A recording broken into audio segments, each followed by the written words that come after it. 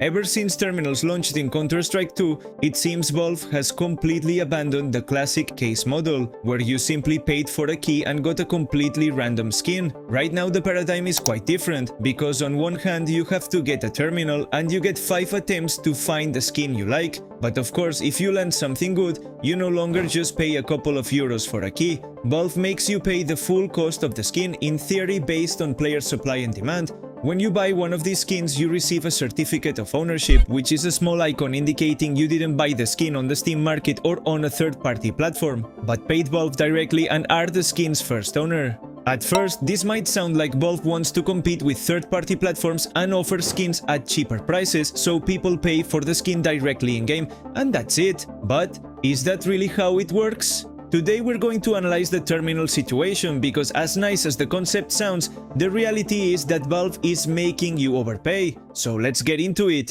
Tired of your old Counter-Strike skins? Whether you want to trade them or sell them, SkinSwap is the place for you. The key to SkinSwap is speed. In just a few clicks you can completely refresh your inventory or cash it out using multiple payment methods. And it gets better. When you make your first trade, you can get a skin worth up to $50, absolutely free. You can even buy skins directly from China at the absolute best prices on the market.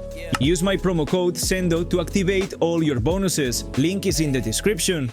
Since the birth of Counter-Strike skins, there were only 2 ways to get them. One was through drops while playing, and there was even a time when there was a remote chance of landing a Dragon Lore. And of course, the other was opening the game's famous cases. Because of a whole series of regulations around loot boxes, there are countries where opening cases is completely banned, and others where Valve pulled off a clever little workaround, letting users use an X-ray kit to see the case's contents and decide whether to open it. On top of all this, the state of New York has sued the company for running a hidden illegal casino through its games, namely Counter-Strike, Team Fortress 2 and Dota 2.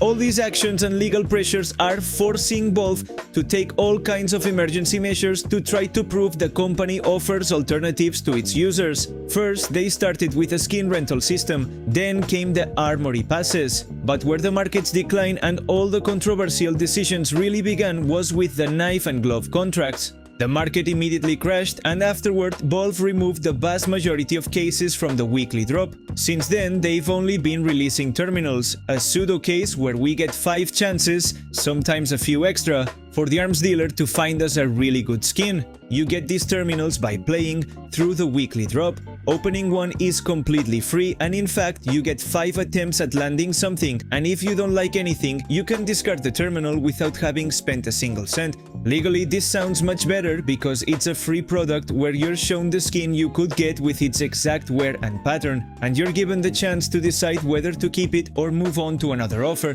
One of the relatively positive things about these terminals is that as the months go by, the skins from those collections become relatively cheap. You can find very good skins at decent prices, and with the new gloves there are models that aren't at crazy prices, because at the end of the day these terminals are, for now, infinite. They're in the weekly drop and it doesn't look like they'll be removed anytime soon, so you can spam terminals until you land something good. The problem with all of this is that with dynamic pricing based on player demand but also on the skin's properties, a good portion of the time the prices don't quite line up with what players are willing to pay. For example, in a terminal today they're asking 6.93 euros for this P90, but if we go straight to the Steam market, this exact same skin is 5.99 euros. That's not a huge difference when you're thinking about buying, since for €1 more you do get the certificate of ownership. But if we look at third-party markets, which is where it's almost always cheaper to buy, on CS Float this same skin in field tested is 4.15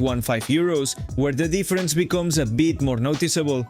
I'm giving you this example with a pink skin which is relatively easy to get from opening terminals. But what happens with the best skins in the collection? Well, I've been spamming terminals until I got both reds from the collection, and in this case I landed the AWP in field tested, and Valve is asking me for 58 euros and 13 cents.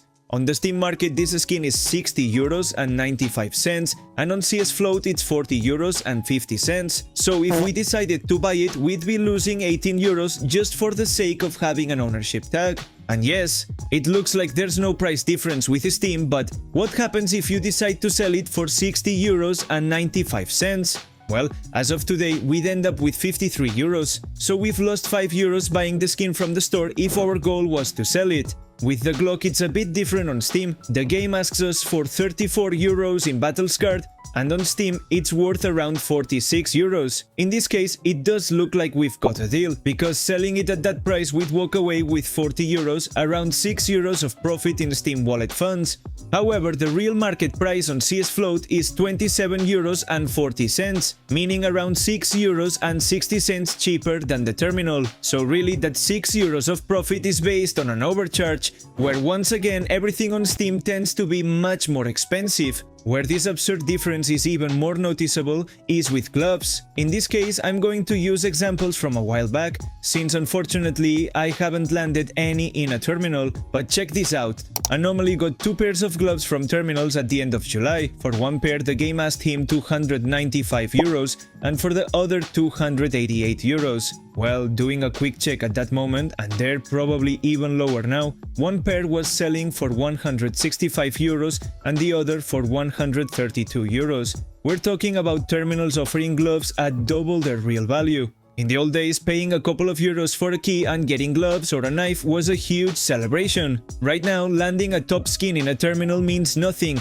because in some cases Valve is making you pay prices that are completely out of line. In fact, when a terminal has just launched, prices are even higher because of all the hype. So buying one of the best skins in the first few days means watching the skin lose value over the following months. For this exact reason, I think we can all reach the conclusion that no, opening Counter-Strike terminals is not profitable. It's a new type of case where honestly the only positive part is that it makes it easier to access nice skins at decent prices on third-party markets, or depending on the case, on Steam too. But the reality is that opening a terminal and buying a skin is synonymous with losing out. Yes, there are skins worth cents or just a few euros where the difference isn't that big and it doesn't really matter, but when it comes to gloves or the collection's top skins, it's too much. With that, I hope I've cleared up your questions about terminals. As always, you'll find any news about the game right here on the channel. I'm Sendoh, and that's it from me for now. Bye!